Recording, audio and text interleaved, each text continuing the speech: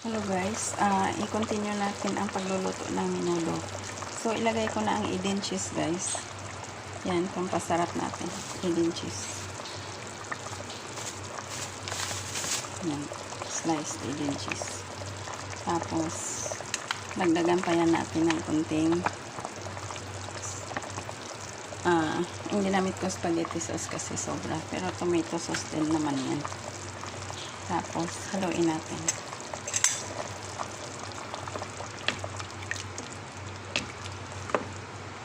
Yan. Idagdag ko na rin yung atay at saka yung linisang hotdog. So, nagisa na ito kanina. Yan. Luto na yan. Pero dahil may elderly na kakain, kailangan fully cook natin yan. So, nailagay ko na ang patatas at saka yung carrots. So, yung patatas at carrots, hindi ko na siya ginisa.